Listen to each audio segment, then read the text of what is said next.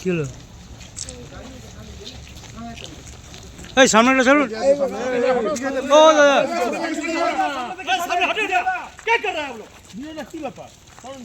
দাদা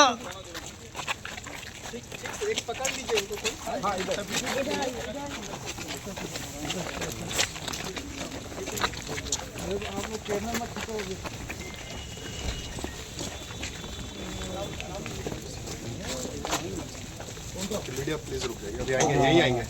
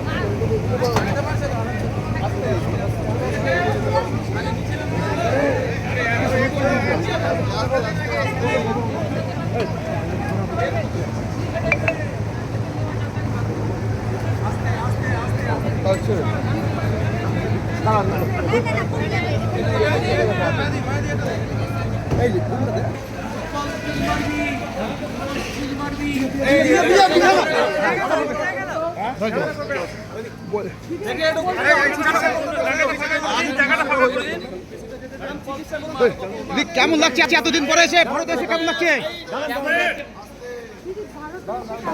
অসুস্থ আছে সেটা বুঝুন সবাই।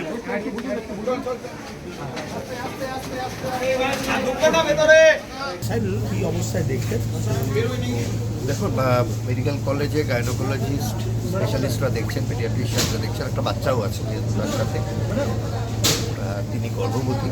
সুতরাং এখন অবধি যেটুকুনি আমার সঙ্গে গাইনোকোলজিস্টদের কথা হয়েছে, উনি সুস্থ আছেন, তার বাচ্চাও সুস্থ আছে, শরীরে একটুখানি রক্ত কম আছে, লাস্ট যে রিপোর্ট আছে, তো সেটার একটা চিকিৎসা একেবারে এখানকার গাইনোকোলজিস্টরা দিচ্ছেন।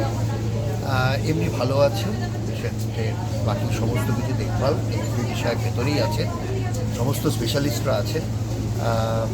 আমরা তারপরে গাইনোকোলজিস্টরা যেরকমভাবে ডিসিশন নেবেন, তারা আজকে রাতটা তো এখানে অবশ্যই রাখবেন, অবজারভেশনে রাখবেন। আগামীকাল তারা রাউন্ড দিয়ে যেভাবে সিদ্ধান্ত হবে ওনার কীরকম প্রোগ্রেস থাকছে সেটার ওপর। বাচ্চাটাও সুস্থ আছে, বাচ্চাটার এমনি কোনো সমস্যা নেই, তাকে স্বাভাবিকভাবে দেখভাল করা। মাননীয় সুপ্রিম কোর্ট যে অর্ডার দিয়েছেন, আমাদের রাজ্য সরকার থেকে যে নির্দেশ এসছে, সেই অনুযায়ী তার যথাযোগ্য স্বাস্থ্যের রক্ষা করা ব্যবস্থা হবে। সোনাদি বিবি কেমন আছে? স্টেবল আছে, অ্যানিমিয়া আছে, তার জন্য অ্যানিমিয়ার জন্য কি ব্যবস্থা নিচ্ছে?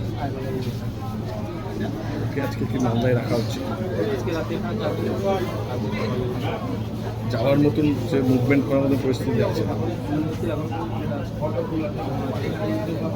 মুভমেন্ট করার পরিস্থিতি আছে।